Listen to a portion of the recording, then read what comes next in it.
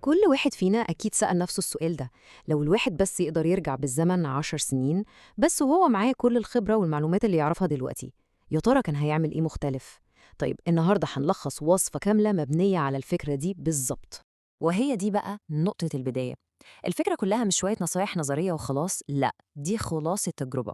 كلنا كده عندنا حاجات بنقول يا ريتني كنت بدأت فيها من زمان. العشر عادات دول هم الحاجات اللي لو الواحد بدأها من 10 سنين فاتوا كانت فعلا ممكن تغير شكل حياته كلها. وهنا بقى لازم نقف شوية. النجاح من المنظور ده مش ضربة حظ فجأة ولا حدث كبير بيحصل في يوم وليلة. لا خالص، الموضوع عامل زي كرة التلج بالظبط. عادات صغيرة ممكن تبان تافهة أو بسيطة في يومها، لكن لما بتتكرر كل يوم كل يوم مع الوقت بتعمل فرق ضخم جدا. هي دي العقلية اللي هنبني عليها كل اللي جاي. طيب أي عمارة قوية لازم يكون ليها أساس جامد، وفي حياتنا إحنا الأساس ده هو صحتنا الجسدية والعقلية. من غيرهم ببساطة مفيش طاقة ولا في قدرة على التحمل عشان نبني أي حاجة تانية فوقيهم. طب إيه هي بقى عواميد الأساس ده؟ هم 3 عادات بساط جدا بس تأثيرهم قوي قوي. المشي عشان نصفي ذهننا، تمرين الحديد عشان نبني قوة وصلابة، والصيام عشان نزود التركيز. كل واحدة فيهم بتبني حتة مهمة من طاقتنا وقوتنا اليومية. أول عادة هي المشي. عارف إنها ممكن تبان بسيطة قوي بس تأثيرها بجد رهيب. المشي مش مجرد حركة للجسم، لا، دي فرصة للواحد يفصل. الأفكار بتترتب والذهن بيصفى، وبتحس بعدها بطاقة ونشاط كده، طاقة نظيفة مش بتلاقيها في أي حاجة تانية. وهنا بقى بنشوف العلاقة المباشرة بين القوة اللي في الجسم والقوة اللي في العقل. يعني تمرين الحديد مش مجرد إن الواحد بيبني عضلات وخلاص، لا، ده بيبني انضباط، بيبني تحمل. القوة اللي بتكتسبها في الجيم دي بتترجم بعد كده لقدرتك على مواجهة أي تحديات في حياتك عموماً. العادة الثالثة في الأساس بتاعنا هي الصيام. سواء بقى صيام متقطع أو أي نظام تاني يناسبك، الفكرة كلها في تأثيره العجيب على التركيز. لما الجسم مش بيبقى مشغول في الهضم طول الوقت، العقل بيبقى صافي أكتر والطاقة بتتجه للمهام اللي محتاجة تركيز عالي. وكل واحد ممكن يجرب بنفسه ويشوف إيه اللي يظبط معاه. تمام، دلوقتي بقى عندنا أساس قوي. محتاجين بعده إيه؟ محتاجين الموتور اللي هيحول الطاقة دي لنمو حقيقي وثروة. دي بقى العادات اللي بتزقنا لقدام وبتبني طريقنا للحرية المالية اللي كلنا بنسعى ليها. والمحرك بتاعنا بيتكون من 3 خطوات منطقيين جدا ورا بعض، كل خطوة بتسلم اللي بعدها. الأول بنكتسب مهارة قوية تجيب فلوس كويسة، بعدين بنبني سمعة واسم حوالين المهارة دي، وفي الآخر بنخلي الفلوس اللي بنكسبها دي هي اللي تشتغل عشاننا. بصراحة خلينا نكون واقعيين.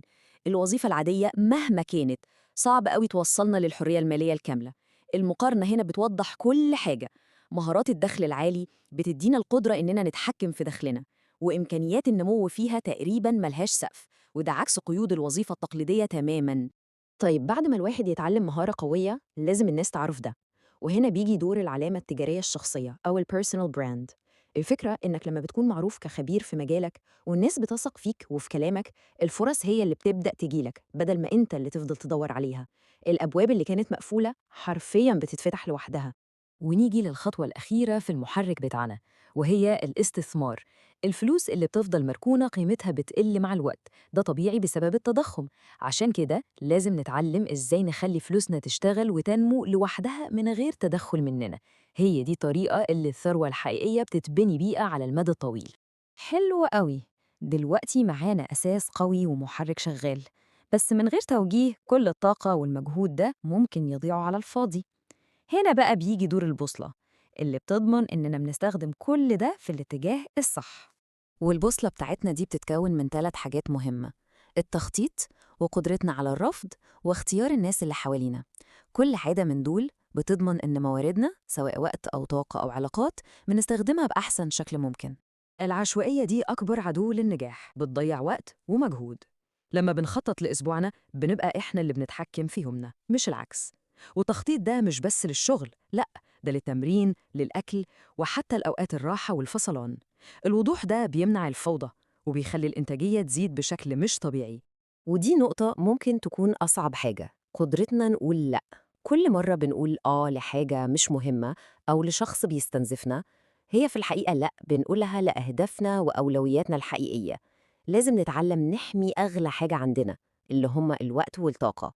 في مقولة بتقول إن الواحد هو متوسط أكتر 5 أشخاص بيقضي معاهم وقته، والمقولة دي حقيقية جدا. دايرة معارفنا ممكن تكون أكبر دافع بيزقنا لفوق أو أكبر حمل بيشدنا لتحت. اختيار الناس الصح حوالينا هو استثمار مباشر في مستقبلنا.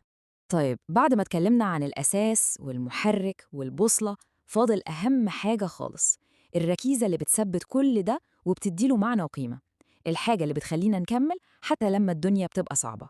ودي أهم عادة على الإطلاق حسب وجهة نظر المصدر. المعادلة واضحة وبسيطة، اعمل كل اللي عليك، اسعى بكل طاقتك، وخد بالأسباب اللي اتكلمنا فيها دي كلها، وفي الآخر توكل على ربنا وانت عندك يقين إن مجهودك وتعبك دول مش هيروحوا على الفاضي أبداً. الإيمان ده بيدي سلام نفسي وقوة داخلية مفيش أي حاجة تانية تقدر تديها لنا.